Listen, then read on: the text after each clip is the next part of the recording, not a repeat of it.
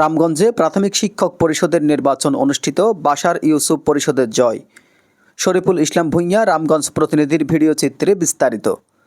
17 বছর পর অনুষ্ঠিত হলো বাংলাদেশ প্রাথমিক শিক্ষক সমিতির রামগঞ্জ উপজেলা পরিচালনা পরিষদের বহুল প্রতীক্ষিত নির্বাচন।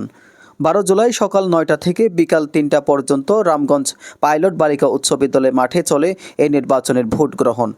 নির্বাচনে দুটি প্যানেল অংশ নেয়। 1 নং ব্যালটে বাশার ইউসুফ পরিষদ, 2 নং ব্যালটে কামাল মকবুল পরিষদ। মোট 102 জন প্রার্থী প্রতিদ্বন্দ্বিতা করেন। 1017 জন ভোটারের মধ্যে 971 জন শিক্ষক তাদের ভোটাধিকার প্রয়োগ করেন। ফলাফলে দেখা যায় 51টি পদের মধ্যে 48টিতেই বাশার ইউসুফ পরিষদ বিপুল ভোটে বিজয়ী হয়েছে। মাত্র 3টি পদে জয়ী হয়েছেন কামাল মকবুল পরিষদের প্রার্থীরা। নবনির্বাচিত সভাপতি বলেন, আমি যদি বিজয়ী হতে পারি তাহলে শিক্ষকদের যথাযথ মর্যাদা ও অধিকার রক্ষায় সর্বোচ্চ চেষ্টা করব। বৈষম্যহীন পরিবেশে সকল শিক্ষক যেন সম্মান পায়, সেটি হবে আমার অগ্রাধিকার।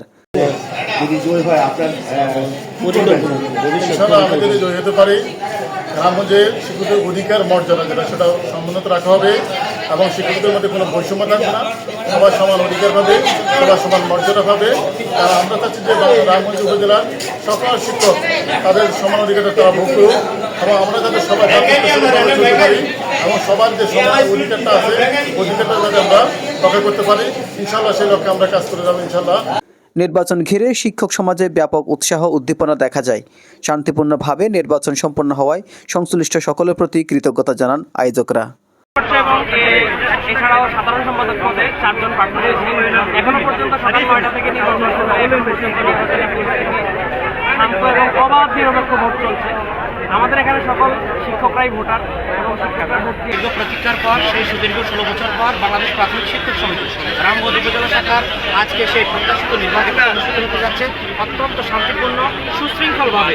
একটা শিক্ষকের ভোট, এটা একটা দৃষ্টান্ত স্থাপন হয়েছে রামগঞ্জে। একটা গণতান্ত্রিক প্রক্রিয়ায় ভোটটি সম্পাদিত হচ্ছে। আমরা এজেন জামুদ্দিন, ডেস্ক রিপোর্ট।